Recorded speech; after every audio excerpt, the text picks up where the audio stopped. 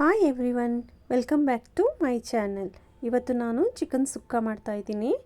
ಇದಕ್ಕೆ ಬೇಕಾಗುವಂಥ ಸಾಮಗ್ರಿಗಳು 3 ಈರುಳ್ಳಿ, 6 ರಿಂದ 7 ಹಸಿಮೆಣಸಿನ್ಕಾಯಿ, ಸ್ವಲ್ಪ ಕರಿಬೇವು, ಶುಂಠಿ ಬೆಳ್ಳುಳ್ಳಿ ಕಟ್ ಮಾಡಿ ಇಟ್ಕೊಂಡಿದ್ದೀನಿ, ಸ್ವಲ್ಪ ಕೊತ್ತಂಬರಿ, ಒಂದು ನಿಂಬೆಹಣ್ಣು, 3 ರಿಂದ 4 ಸ್ಪೂನು ತೆಂಗಿನೆಣ್ಣೆ, ಅರ್ಧ ಬೌಲಷ್ಟು ತೆಂಗಿನಕಾಯಿ ತುರಿದಿಟ್ಕೊಂಡಿದ್ದೀನಿ.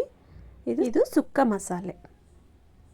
3/4 kg ಚಿಕನ್ನ ತೊಳೆದಿಟ್ಕೊಂಡಿದ್ದೀನಿ. ಅದಕ್ಕೆ 3 ಸ್ಪೂನು ಸುಕ್ಕ ಮಸಾಲೆ ಹಾಕೋತಾ ಇದ್ದೀನಿ. ಹಾಕ್ಕೊಂಡು ಚೆನ್ನಾಗಿ ಮಿಕ್ಸ್ ಮಾಡ್ಕೊಳ್ಬೇಕು. ಮಾಂಸಕ್ಕೆಲ್ಲ ಚೆನ್ನಾಗಿ ಮಿಕ್ಸ್ ಆಗಬೇಕು. ಅಲ್ಲಿವರೆಗೂ ಚೆನ್ನಾಗಿ ಮಿಕ್ಸ್ ಮಾಡ್ಕೊತಾ ಇದ್ದೀನಿ. ಇದನ್ನು ಅರ್ಧ ಗಂಟೆ ಮ್ಯಾರಿನೇಷನ್ ಮಾಡಲು ಎತ್ತಿಟ್ಕೊಡ್ತಾ ಇದ್ದೀನಿ. ಇವಾಗ ಅರ್ಧ ಗಂಟೆ ಆಗಿದೆ.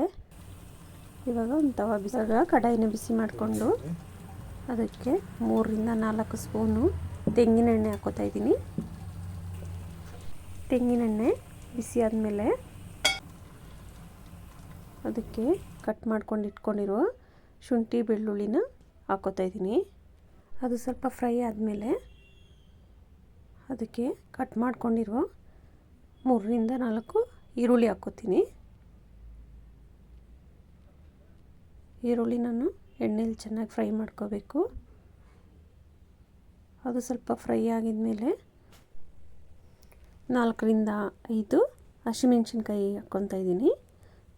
ಹಸಿಮೆಣಸಿನ್ಕಾಯಿನ ಫ್ರೈ ಮಾಡಿದ್ಮೇಲೆ ಸ್ವಲ್ಪ ಕರಿಬೇವು ಹಾಕೋತಾ ಇದ್ದೀನಿ. ಇದನ್ನು ಎಣ್ಣೆಯಲ್ಲಿ ಚೆನ್ನಾಗಿ ಫ್ರೈ ಮಾಡ್ಕೊಳ್ಬೇಕು. ನೋಡಿ, ಈ ರೀತಿ ನಾನು ತೆಂಗಿನೆಣ್ಣೆಯಲ್ಲಿ ಮಾಡ್ಕೋತಾ ಇದ್ದೀನಿ. ಇದು ಆರೋಗ್ಯಕ್ಕೆ ತುಂಬಾ ಒಳ್ಳೆಯದು. ನೋಡಿ, ಇವಾಗ ಇದು ಫ್ರೈ ಆದಮೇಲೆ ಮ್ಯಾರಿನೇಷನ್ಗೆ ಇಟ್ಕೊಂಡಿದ್ನಲ್ಲ ಚಿಕನ್ನು, ಅದನ್ನು ಹಾಕೋತಾ ಇದ್ದೀನಿ. ಇದನ್ನು ಚೆನ್ನಾಗಿ ಮಿಕ್ಸ್ ಮಾಡ್ಕೊಳ್ಬೇಕು. ಇದಕ್ಕೆ ನೀರು ಏನು ಆ್ಯಡ್ ಮಾಡೋಂಗಿಲ್ಲ.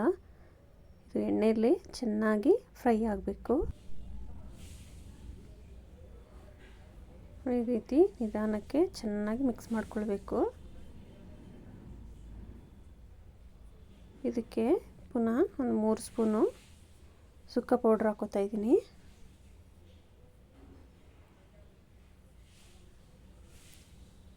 ಇದು ಹಾಕಿ ಚೆನ್ನಾಗಿ ಮಿಕ್ಸ್ ಮಾಡ್ಕೊಳ್ಬೇಕು. ನೋಡಿ, ಇವಾಗ ಮಾಂಸದಲ್ಲಿರೋ ನೀರೇನು ಆ್ಯಡ್ ಮಾಡಿಲ್ಲ.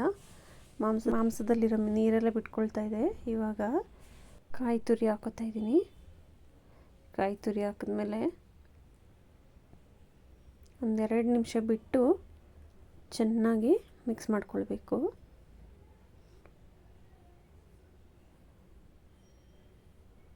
ಚೆನ್ನಾಗಿ ಮಿಕ್ಸ್ ಮಾಡ್ಕೊಳ್ತಾ ಇದ್ದೀನಿ. ಇವಾಗ ಸ್ವಲ್ಪ ಕೊತ್ತಂಬರಿ ಹಾಕೋತಾ ಇದ್ದೀನಿ. ಇವಾಗ ಸ್ವಲ್ಪ ಟೇಸ್ಟ್ ನೋಡಿ, ಉಪ್ಪು ಖಾರ ಏನಾದರೂ ಕಡಿಮೆ ಆಗಿದ್ದರೆ ಸ್ವಲ್ಪ ಆ್ಯಡ್ ಮಾಡ್ಕೋಬೋದು.